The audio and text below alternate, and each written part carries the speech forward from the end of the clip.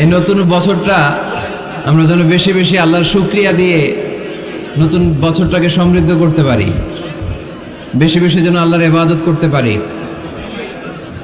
নতুন বছরে আমরা শপথ নেই আমরা যেন অন্তরে হিংসা লালন না করি, বিদ্বেষ লালন না করি, আমরা নিজেরা যেন কাদা ছোড়াছুরি না করি, আমরা যেন মিলেমিশে একসাথে একাকার হয়ে যাই। আল্লাহ তুমি কবুল করো, আমরা পড়ি আমিন।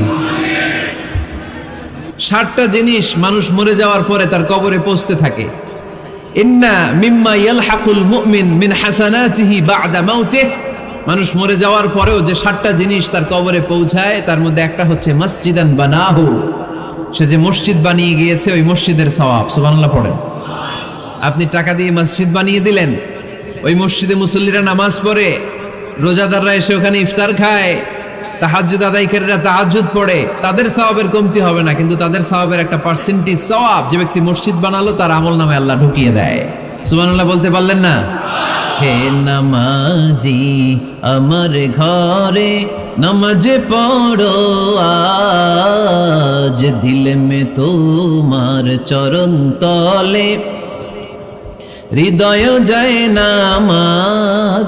হে নামাজি আমার ঘরে নামাজে পড়ো আজ, দিলে মে তোমার চরণ তলে হৃদয় যায় নামাজ। পড়েন আল্লাহু আকবার।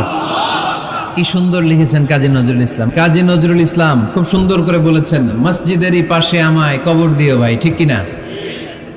মসজিদেরই পাশে আমায় কবর দিও ভাই, যেন গোরে হতে মুয়াজ্জিনের আযান শুনতে পাই। আমার গোরের পাশে দিয়ে ভাই নামাজিরা যাবে,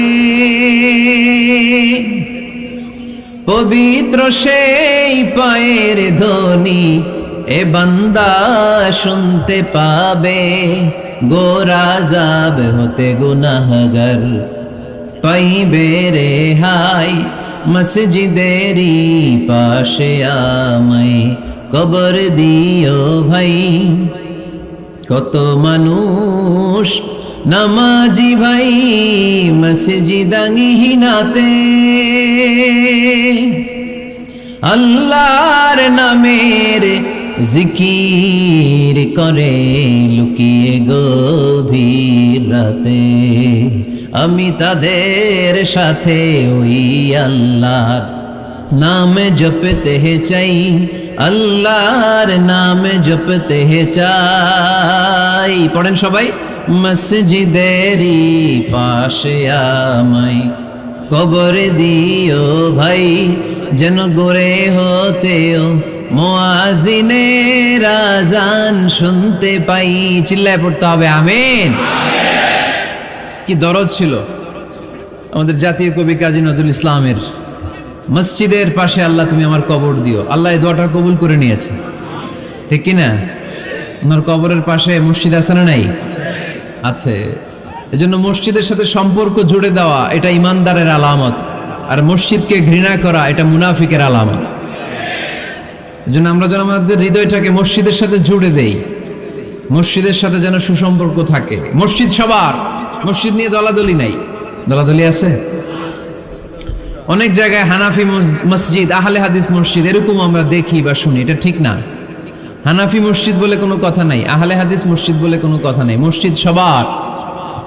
ছোট্টখাট্ট বিষয় নিয়ে মসজিদে মারামারি, একজন হাত তোলে আরেকজন তোলে না, কিলাকিলি আছে না নাই? একজন বলে জোরে আমিন, আরেকজন আস্তে আমিন, মারামারি আছে না নাই? এগুলো কি মারামারি করার কোনো বিষয়? কথা বলেন। সালাতে ফরজ আছে, ওয়াজিব আছে, সুন্নাহ আছে। খেয়াল করে বুঝবেন, ফরজ যদি নষ্ট হয় সালাত ভঙ্গ হয়, you have to repeat your সালাত। ওয়াজিব নষ্ট হলে সালাত ভঙ্গ হয় না, নতুন করে পড়া লাগে না, সেজদায় সাহু দিলেই সালাত আদায় হয়ে যায়। আর সুন্নাহ নষ্ট হলে নামাজ নষ্টও হয় না, নতুন করে পড়াও লাগে না, সৌ সেজদাও লাগে না, নামাজ আদায় হয়ে যায়। সুন্নাহ নষ্ট হলে, এই যে হাত তোলা না তোলা এটা সুন্নাহ, আমিন জোরে বলা না বলা এটা কি সুন্নাহ, যেটা কোনো কারণে কেউ না করলেও তার নামাজ কবুল করে নিবে কে? আর এই সব সুন্নত লই আমগো দেশে গিলাগিলি, মৌলভীবাজারে মাশাআল্লাহ এগুলা নাই, এখানেও আছে। এগুলার অবসান ঘটুক, আমরা চাই কি চাই না? আর কত এই ছোটখাটো বিষয় নিয়ে আমরা এই বিভেদের প্রাচীর আর দেয়ালকে উঁচু করব আমাদের মাঝখানে? কবে আমরা ঐক্যের সিন্ডিকেট করব? কবে? আর কবে সাদা মনের মানুষ হব? কবে? আর কত? অনেক হয়েছে, আর না, এবার থামেন। বিভেদের প্রাচীরকে ভেঙে চুড়িয়ে দেন। ঐক্যের এমন সিন্ডিকেট করতে হবে যাতে কোনো অপশক্তি এই ঐক্যকে ভাঙতে না পারে, বানচাল করতে না পারে। চিল্লায় বলেন ঠিক কিনা? এজন্য মিউচুয়াল রেসপেক্টের দরকার, পারস্পরিক শ্রদ্ধাবোধ সব ক্ষেত্রে, রাজনীতিতে, সামাজিক অ্যাক্টিভিটিসে আমাদের আলেম ওলামাদের মধ্যে পারস্পরিক শ্রদ্ধাবোধের দরকার, মিউচুয়াল রেসপেক্ট। কেউ কাউরে রেসপেক্ট করে না, আমি যেটা বুঝছি এটাই সব, বাকি সব হারাম, এরকম বলে না অনেকে? এরকম যেন না করি। তাহলে মসজিদ সবার, মসজিদ আল্লাহর হাবিব সাল্লাল্লাহু আলাইহি ওয়াসাল্লাম খ্রিস্টানদেরকে মসজিদে ঢুকতে দিয়েছেন, আর আমরা মুসলমান ভাইয়ের জন্য মসজিদে তালা ঝুলাই দেই, আছে না নাই? আল্লাহর হাবিব সাল্লাল্লাহু আলাইহি ওয়াসাল্লাম কোথাও গেলেই প্রথমে মসজিদ বানাতেন। কি বানাতেন?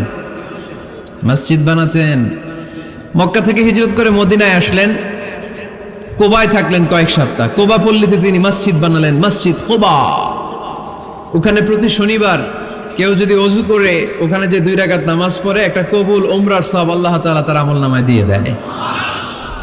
মসজিদে কোবা বানালেন। তারপরে মদিনায় এসে মসজিদে নববী বানালেন আল্লাহর হাবিব সাল্লাল্লাহু আলাইহি ওয়াসাল্লাম, মসজিদে নববী। এটা ছিল আল্লাহ রাসূল সাল্লাল্লাহু আলাইহি ওয়াসাল্লামের বৈশিষ্ট্য। কোথাও গেলেই তিনি মসজিদ বানাতেন, মসজিদে নববী। হায় রে, এখন তো কত সুন্দর মসজিদ আমরা দেখি, আমরা যে সালাত পড়ি। আল্লাহর হাবিব সাল্লাল্লাহু আলাইহি সাল্লামের সময় মসজিদে নববী কি এরকম ছিল? কথা বলেন। ফ্লোর ছিল বালুর ফ্লোর। কিসের ফ্লোর? আমাদের মসজিদের ফ্লোর কিসের? টাইলস। আর আল্লাহ রাসূল সাল্লাল্লাহু আলাইহি ওয়াসাল্লামের মসজিদে নববীর ফ্লোর কিসের? কথা বলে না তো আওয়াজ করে উত্তর দেন না কেন? কষ্ট হচ্ছে? দুপুরে খাইছেন না সবাই? কেন খান নাই কেন? রোজা রাখছিলেন? হ্যাঁ,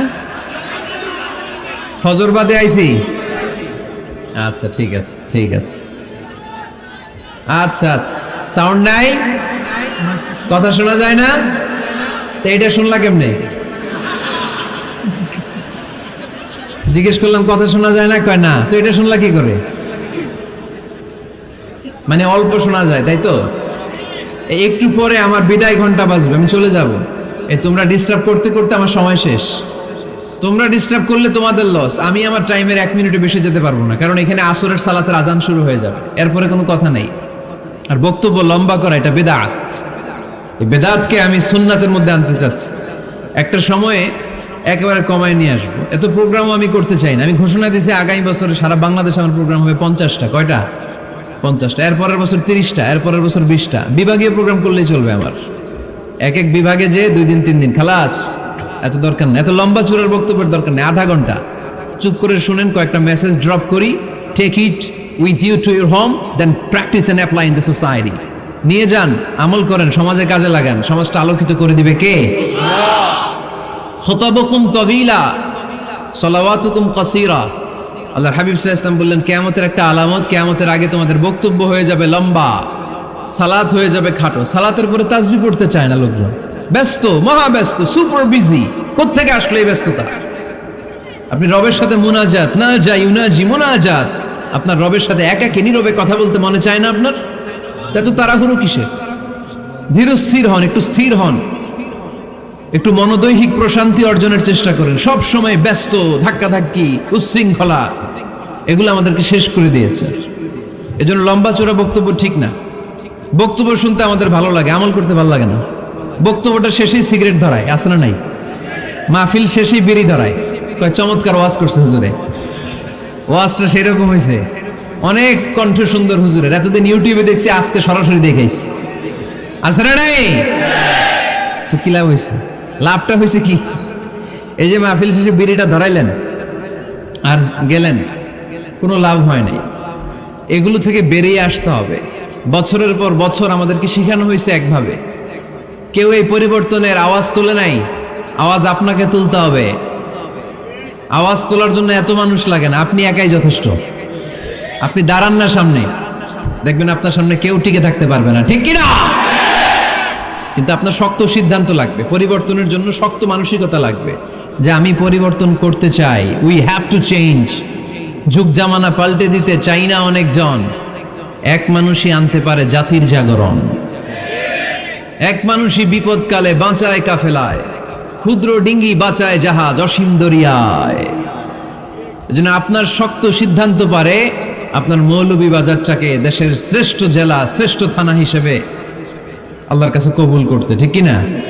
এজন্য লম্বা চূড়া আলোচনা ঠিক না। ছোটখাটো অল্প কয়েকটা মেসেজ নিয়ে যেতে পারলেই that's enough. One of the minor sign before the day of judgment, your Islamic lectures will be very longer and your salah 5 times a day will be shorter. কিয়ামতের আগে বক্তব্য লম্বা, নামাজ খাটো, তাসবিহ পড়ে না, ব্যস্ত, মহাব্যস্ত। এই মহাব্যস্ততা ছাড়েন, কোরআন সুন্নাহর দিকে ফিরে আসেন। বরকত দিবে কে? বিশ্বনবীর মসজিদে নববীর ফ্লোর বালুর ফ্লোর ছিল, আমাদের ফ্লোর টাইলস। আল্লাহর হাবিব সাল্লাল্লাহু আলাইহি ওয়াসাল্লামের মসজিদে বালি নিচে, এই বালিতেই নামাজ পড়তেন। বৃষ্টি হলে কাদামাটি হয়ে যেত, কাদামাটিতেই সেজদা করতেন। সেজদা করলে কাদার মাটি আল্লাহর হাবিব সাল্লাল্লাহু আলাইহি ওয়াসাল্লামের নাকে আর কপালে লেগে যেত। তিনি সালাম ফিরিয়ে সাহাবাদের দিকে মুখ ফিরিয়ে বসলে দেখতেন প্রতিটা সাহাবীর নাকে আর কপালে কাদার মাটি মিশে আছে। তার মানে প্রিয় নবী সাল্লাল্লাহু আলাইহি ওয়াসাল্লামের মসজিদে নববী ছিল কাঁচা, কিন্তু মুসল্লি ছিল পাকা। আমাদের মসজিদগুলা হয়েছে পাকা, কিন্তু মুসল্লি কাঁচা, ঠিক কিনা? ফজরের সালাতে মানুষ নাই। ইমাম সাহেব আছেন কে কে এলাকায়? দেখি ইমাম, মসজিদের ইমাম, মাশাআল্লাহ। আপনাদের এইখানে ওই মসজিদে ফজরের নামাজে কয় কাতার হয়? 5 জন 6 জন? কেনে এত কম? কেনে? হ্যাঁ, আসে না, আসতে চায় না লোকজন। তো এই যে 5-6 জন ফজরের সালাতে, কল্পনা করতে পারেন ফজরের সালাতে এত কম লোক? ফজরের জামাতে লোক যায় না, এটা একটা মহামারী। যেদিন ফজরের জামাতের দৃশ্য আর জুমার নামাজের দৃশ্য একরকম হয়ে যাবে, ওই দিনই বাংলাদেশে ইসলাম কায়েম হয়ে যাবে। এখন স্লোগান তুলে বিপ্লব বিপ্লব, ইসলামী বিপ্লব। আর ফজরের সময় আমি কম্বলের ভিতরে, আছে না নাই? কোনো বিপ্লব হবে না। ফজরের নামাজ জামাতে পড়ুন, সকালটারে বরকতময় করে দিবে কে? আল্লাহর হাবিব সাল্লাল্লাহু আলাইহি ওয়াসাল্লামের মসজিদ ছিল সবার জন্য উন্মুক্ত, এখানে সবাই আসতে পারতো। এজন্য মসজিদ হবে সবার। আমরা মসজিদের আবাদকারী হতে চাই। এজন্য রাব্বুল আলামিন বলেন, ইন্নামা ইয়া'মুরু মাসাজিদাল্লাহি মান আমানা বিল্লাহি ওয়াল ইয়াউমিল আখির ওয়া কামাস সালাতা ওয়া আতাজ যাকাতা ওয়া লাম ইয়াখশা ইল্লাল্লাহ ফাআসা উলাইকা আন ইয়াকুনু মিনাল মুহতাদিন। সুবহানাল্লাহ পড়েন। রব্বুল আলামিন বললেন মসজিদের আবাদকারী হবে তারা যারা আল্লাহর প্রতি ঈমান আনে, আখিরাতের প্রতি ঈমান আনে, যারা সালাত কায়েম করে, যারা যাকাত আদায় করে, যারা দুনিয়ার কাউকে ভয় পায় না, ভয় পায় একজনকে। চিল্লায় বলেন তিনি কে? যাদের হৃদয়ে আছে আল্লাহর ভয়, তারা কবু পথ ভুলে যায় না। আল্লাহর প্রেম ছাড়া এই দুনিয়া কারো কাছে কোনো কিছু চায় না, ঠিক কিনা? তাহলে যারা মসজিদের আবাদকারী এরা ভয় পায় একজনকে। চিল্লায় বলেন তিনি কে? মসজিদের আবাদকারীদের প্রথম গুণ, তারা আল্লাহ বিশ্বাস করে, তারা আখিরাতে বিশ্বাস করে, তারা সালাত কায়েম করে, তারা যাকাত আদায় করে, তারা আল্লাহ ছাড়া পৃথিবীর কাউরে ভয় পায় না। আল্লাহ বলেন ফাআসা উলাইকা আইয়াকুনু মিনাল মুহতাদিন। আশা করা যায় তারাই হলো হেদায়েতের রাস্তার উপরে আছে, ঠিক কি না? তারাই মসজিদের আবাদকারী, যারা মসজিদে যায়, সালাত আদায় করে। এখন মসজিদের আবাদকারী আপনি হতে চান, আপনি মসজিদে যান না, আপনি আবাদকারী হতে পারবেন? মসজিদের অনেক সভাপতি আছে মসজিদে যায় না, আছে না নাই? মৌলভীবাজারে এই সমস্যা বোধহয় নাই। মসজিদের সেক্রেটারি মসজিদে যায় না, আছে না নাই?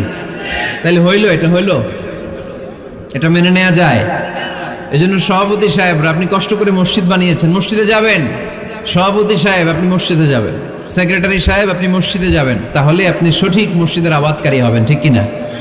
আমরা মসজিদের আবাদকারী হতে চাই, ইনশাআল্লাহ পড়েন।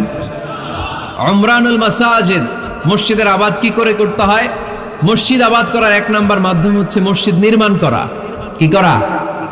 নির্মাণ করা। খেয়াল করবেন, আল্লাহর হাবিব সাল্লাল্লাহু আলাইহি ওয়াসাল্লাম বলেছেন, মান বানা মসজিদান মিন মালিহি ফিদ দুনিয়া বানাল্লাহু লাহু বাইতান ফিল জান্নাহ।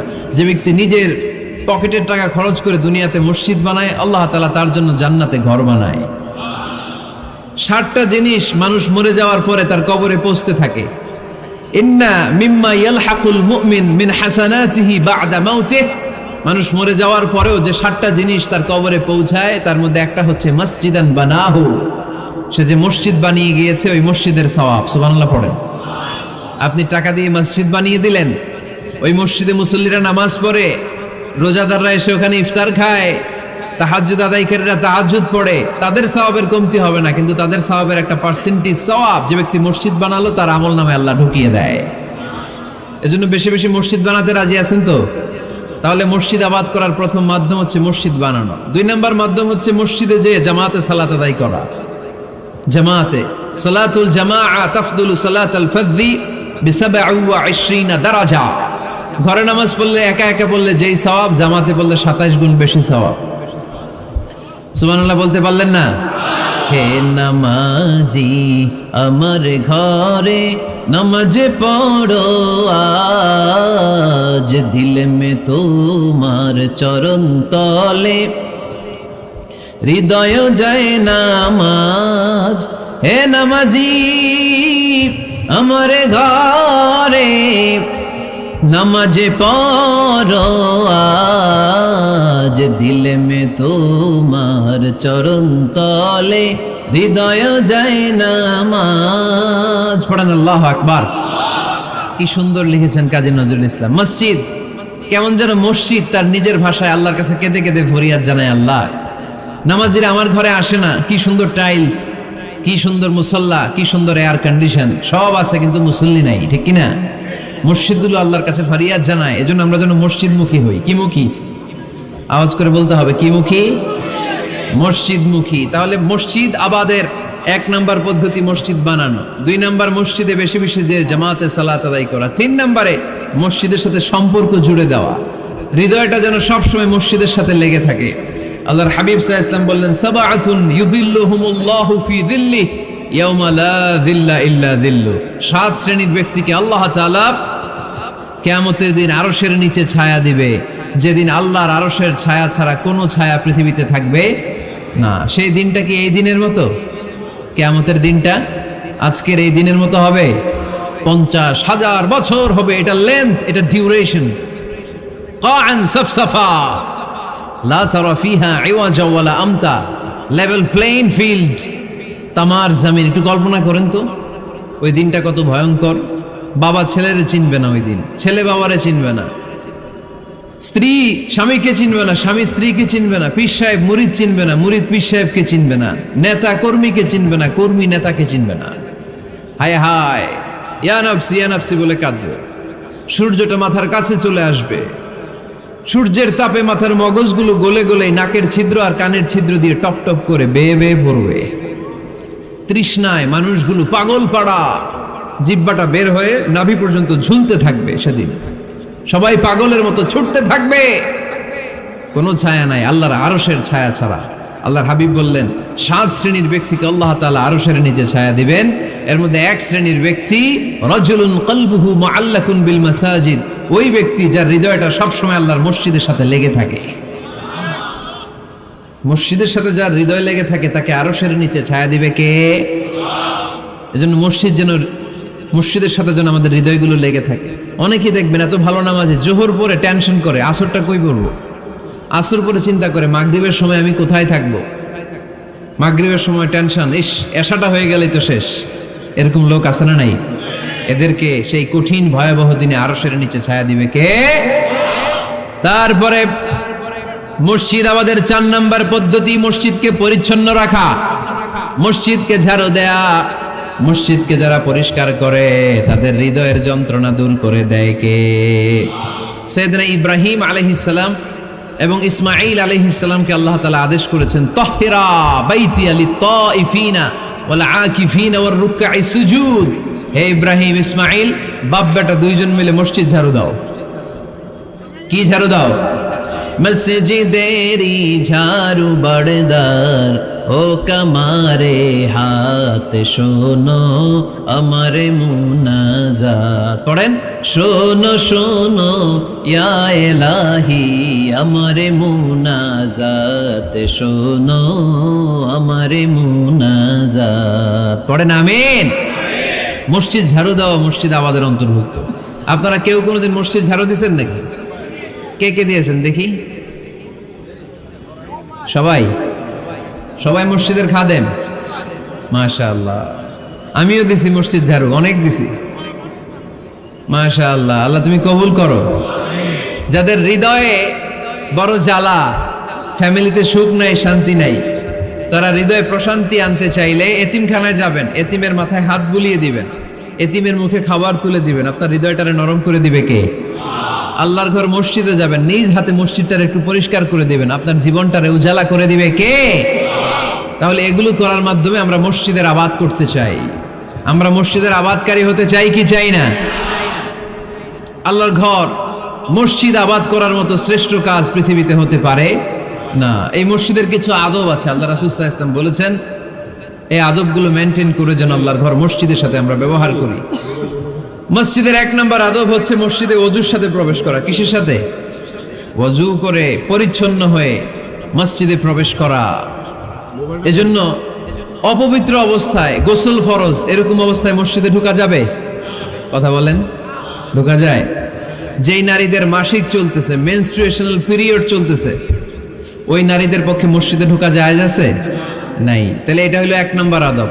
মসজিদে ঢোকার সময় কি করে ঢুকবো? ওযু করে। আওয়াজ করে বলেন, কি করে ঢুকবো? ওযু করে। 2 নম্বর আদব হচ্ছে মসজিদে যাওয়ার সময় সবচেয়ে ভালো জামাটা পরে যাব, সবচেয়ে ভালো পাঞ্জাবিটা পরে যাব। জানতো আপনারা? না সবচেয়ে সিরাটা পরে যান? হ্যাঁ, অনেকের নামাজের জন্য একটা পুরান জামা আছে, সিরা পাড়া, এদিকে হাত উঠালে এদিকে দেখা যায়, আছে না নাই? সবচেয়ে সিরা পাড়াটা রাখে নামাজের জন্য, কপাল পোড়া। আর সুন্নাতে খাতনার অনুষ্ঠানে গেলে মাশাআল্লাহ লেহেঙ্গা গায়ে দেওয়া যায়, আছে না নাই? না, আপনি ইবাদতের জন্য সবচেয়ে সুন্দর জামাটা রাখবেন। এজন্য রাব্বুল আলামিন বলেন, ইয়া বানি আদম খুযু জিনাতাকুম ইনদা কুল্লি মসজিদ।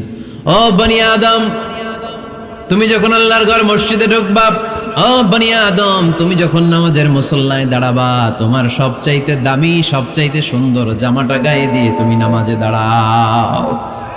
ঠিক কি না? তাহলে এখন মসজিদে যাওয়ার সময় কি গায়ে দিয়ে যাবেন বলেন? খিতা করবেন?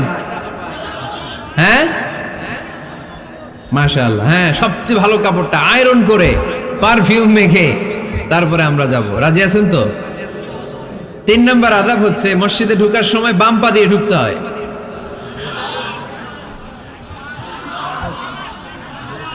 কোন পা? আরো জোরে। এদেরকে গুতা মারা লাগে, নাইলে আওয়াজ বাড়ে না। এরকম ভলিউম টাইট করতে হয়, ভলিউম হাই করলে আর করে বাড়ে। এমনি বলতে চায় না। আর ঘটনা কি?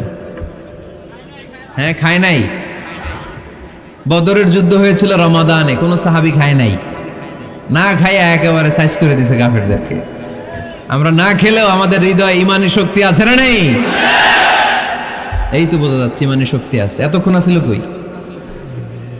তো মসজিদে ঢোকার সময় কোন পা দিয়ে? এগুলো মনে থাকে আমাদের? ভুলা যাই আমরা, খেয়াল থাকে না তো এগুলা? এত কিছু মনের মধ্যে রাখলে এগুলো মনে থাকবে কেমনে? মসজিদে ঢোকার সময় কোন পা? আরো জোরে। বেরোয়ার সময় কোন পা? মনে থাকবে? মসজিদে যখন ঢুকবেন ডান পা দিয়ে ঢুকবেন, আর দোয়া পড়বেন, আউযু বিল্লাহিল আযীম ওয়া বিওয়াজহিল কারীম ওয়া সুলতানিহিল কাদীম মিনাশ শাইতানির রাজীম। বিষ্ণু সাল্লাল্লাহু আলাইহি ওয়াসাল্লাম বললেন, যে ব্যক্তি মসজিদে ঢোকার সময় এই দোয়াটা পড়বে, শয়তান আফসোস শুরু করে। সে বলে, হায় হায়, আজকের দিনের জন্য, সারা দিনের জন্য তো তুই আমার ওয়াসওয়াসা থেকে বেঁচে গেলি। আজকের সারা দিনের জন্য তোরে আমি হারালাম। আজকের সারাটা দিন আল্লাহর পক্ষ থেকে প্রোটেকশন নিয়ে তুই বেঁচে গেলি। আজকের জন্য যা, কালকে তোরে আমি ধরবো। এজন্য এই দোয়াটা পড়ার দরকার আছে না? আউযু বিল্লাহিল আযীম ওয়া বিওয়াজহিল কারীম ওয়া সুলতানিহিল কাদীম মিনাশ শাইতানির রাজীম। 4টা বাক্যের দোয়া।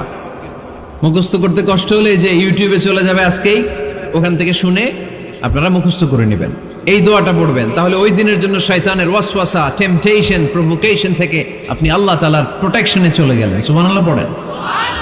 তারপর আল্লাহর হাবিব বললেন, ঢোকার আগে আমারে সালাম দাও। পড়বেন, আসসালামু আলাইকা আইয়ুহান নাবিয়্যু ওয়া রাহমাতুল্লাহি ওয়া বারাকাত। এই 2টা জিনিস যখন করে ফেললেন, তখন ডান পা দিয়ে পড়বেন, আল্লাহুম্মা ইফতাহ লি আবওয়াবা রাহমাতিক। সুবহানাল্লাহ পড়েন। আল্লাহুম্মা ইফতাহ লি, ও আল্লাহ আমার জন্য তুমি খুলে দাও আবওয়াবা রাহমাতিক, তোমার রহমতের দরজা। তার মানে মসজিদে ঢুকলে রহমত পাওয়া যায় কি যায় না?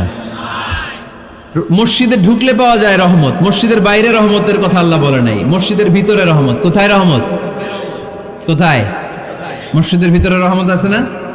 তার প্রমাণ, মসজিদে ঢুকলেই শান্তি লাগে কেমন জানি, আর ঘুমে ধরে। মসজিদে ঘুমাইছেন কারা কারা দেখি? সবাই ঘুমাইছেন? আরে আমি কত ঘুমাইছি। জুমার নামাজের সময় যে কি ঘুম আসে, আসে আসে কমন পড়ছে, একেবারে কমন পড়ে গেছে। ঘুম আসে কারণ রহমতের ঝিরি ঝিরি বাড়ি ধারা আল্লাহ তাআলা আরশের উপর থেকে নাজিল করতে থাকে, আর এই রহমতের কারণে হৃদয়টা প্রশান্ত হয়ে যায়, অনেকের ঘুমও চলে আসে, ঠিক কি না? এজন্য আল্লাহুম্মা ইফতাহ লি আবওয়াবা রাহমাতিক, ও আল্লাহ তোমার রহমতের দরজাগুলো আমার জন্য খুলে দাও। এই দোয়া পড়লে রহমতের দরজা খুলে দেয় কে? আবার মসজিদ থেকে যখন বের হবেন তখন কোন পা দিয়ে? জোরে বলেন। বাম পা দিয়ে কি পড়বেন? আল্লাহুম্মা ইন্নী আসআলুকা মিন ফাদলিক, ও আল্লাহ তোমার কাছে আমি তোমার পক্ষ থেকে ফদল চাই, মানে রিজিক চাই। রিজিক দেওয়ার মালিক কে? তার মানে খুব সোজা সাপটা কথা হচ্ছে, মসজিদের ভিতরে পাওয়া যায় রহমত, আর বাইরে পাওয়া যায় ফদল বা রিজিক। বাইরে পাওয়া যায় কি? রিজিক। মসজিদের ভিতরে রিজিক আছে। তার মানে সারাদিন মসজিদে বসে থাকলে রিজিক মিলবে? নামাজের সময় নামাজ পড়তে হবে, কাজের সময় কাজ করতে হবে, এটাই হচ্ছে ইসলামের বিধান। নামাজের সময় নামাজ, কাজের সময়।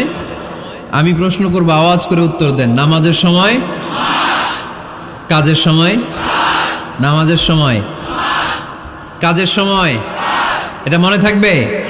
এজন্য আল্লাহ বললেন, ফাইদা কুদিয়াতিস সালাতু ফান্তাশিরু ফিল আরদি ওয়াবতাগু মিন ফাদলিল্লাহ। যখন তোমাদের সালাত শেষ হয়ে যায়, আল্লাহর রিজিক অন্বেষণের জন্য আল্লাহর জমিনে তোমরা ছড়িয়ে যাও। নামাজের সময় আসবেন, নামাজ শেষ বের হয়ে যান। ফান্তাশিরু ফিল আরদ, জমিনে ছড়িয়ে পড়ো। নামাজ শেষ, চেয়ারম্যান সাহেব চলে যাবে ইউনিয়ন পরিষদের ভেতরে, ছাত্ররা চলে যাবে হাই স্কুলে, মেম্বার অফ দ্য পার্লামেন্ট চলে যাবে সংসদে, সেনাবাহিনীর লোকেরা চলে যাবে ক্যান্টনমেন্টে, ব্যবসায়ীরা চলে যাবে তাদের বাজারে, সিএনজি ওয়ালারা সিএনজি নিয়ে ব্যবসা শুরু করবে, রাস্তায় নেমে যাবে, চিল্লায় বলেন ঠিক কিনা?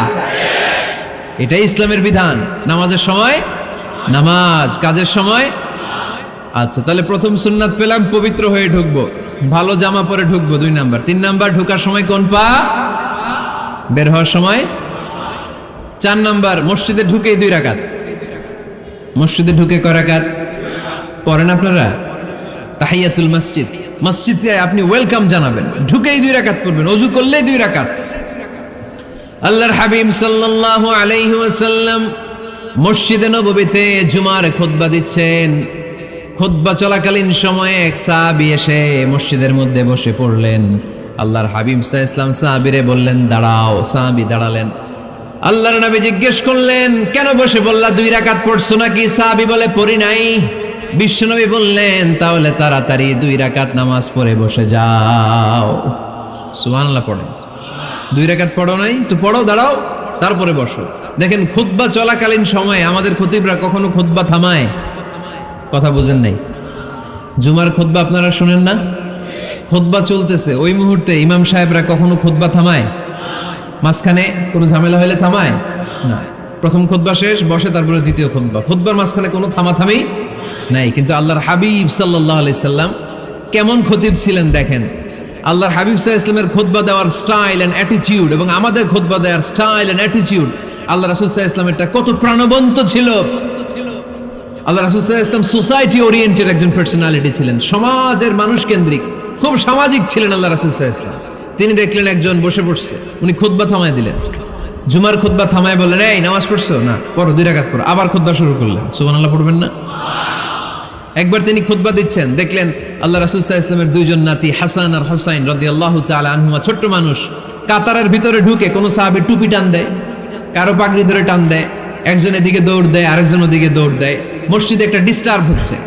আল্লাহর হাবিব সাল্লাল্লাহু আলাইহি ওয়াসাল্লাম খুতবা থামিয়ে দিলেন, মিম্বার থেকে নেমে আসলেন, 2 নাতিকে 2 হাতে ধরলেন, ধরে আস্তে করে জান্নাতের এই 2 সর্দারকে নিয়ে মিম্বারের উপরে দাঁড়ালেন, এই হাতে এই নাতি, ওই হাতে আরেক নাতি। এরপর দাঁড়িয়ে দাঁড়িয়ে তিনি বাকি খুতবা দিলেন, পড়েন সুবহানাল্লাহ।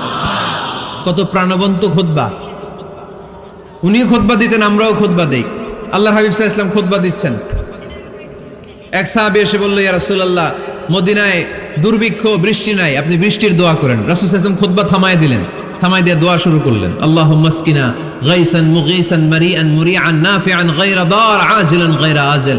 আল্লাহ, উপকারী বৃষ্টি দেন, যে বৃষ্টিতে আমাদের ফসল জন্মাবে, সবুজ ঘাস লতা পাতা জন্মাবে, আমাদের গবাদি পশুর রিজিক বাড়বে, এরকম উপকারী বৃষ্টি আমাদেরকে দিয়ে মদিনাটারে ধন্য করে দেন।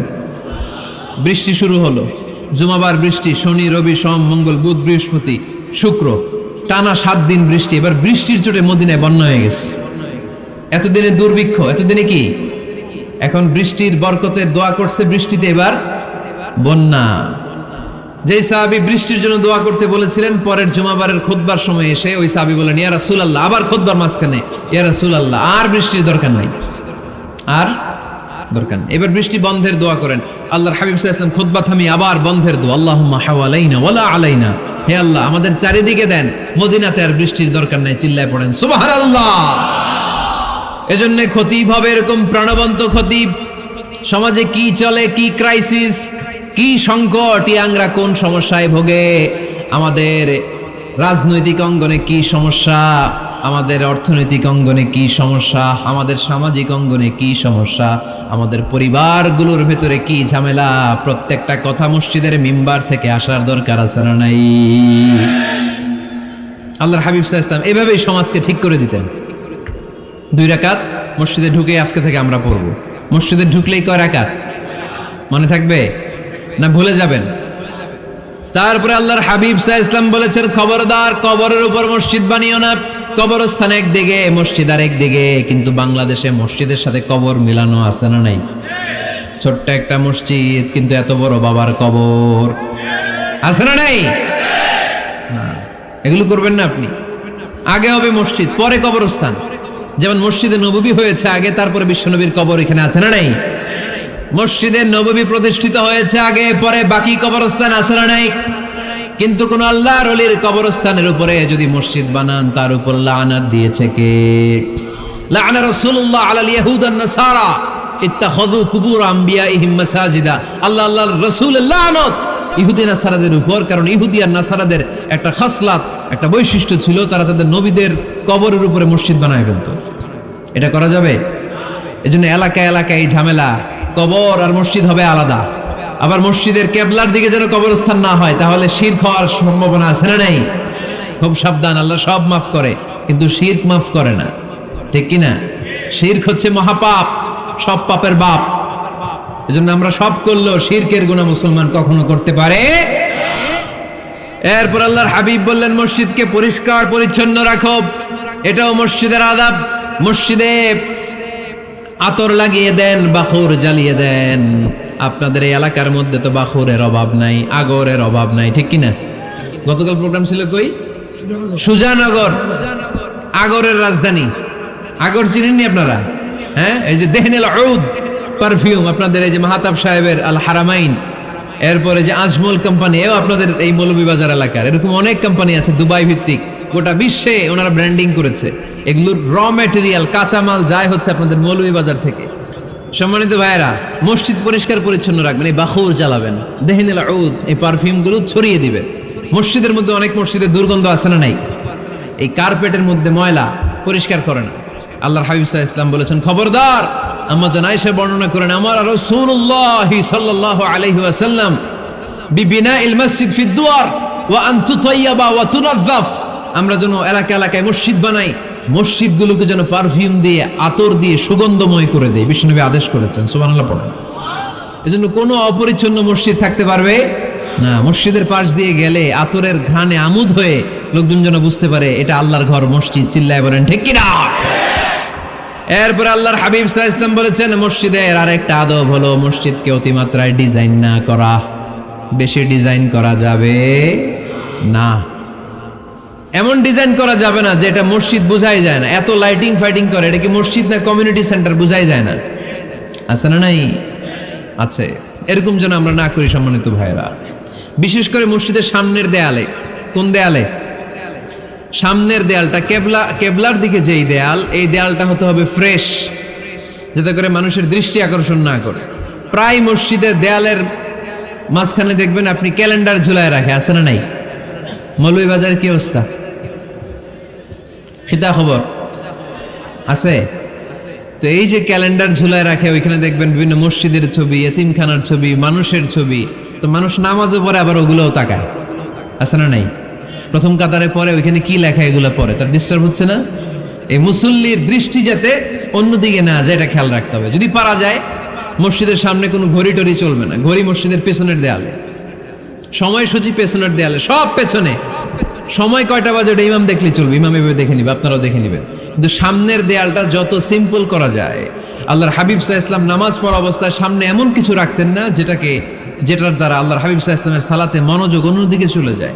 আমরা যখন সালাত পড়ি যদি অন্যদিকে তাকাই, ফেরেশতার মাধ্যমে আল্লাহ একটা ডাক দেয়, বলে আকবিল, এই বান্দা ফিরে আয়, তোর নজর থাকা দরকার সেজদার জায়গায়, ফিরে আয়। আপনি আবার যখন অন্যদিকে তাকান আল্লাহ বলে ফিরে আয়, সেজদার দিকে তাকা।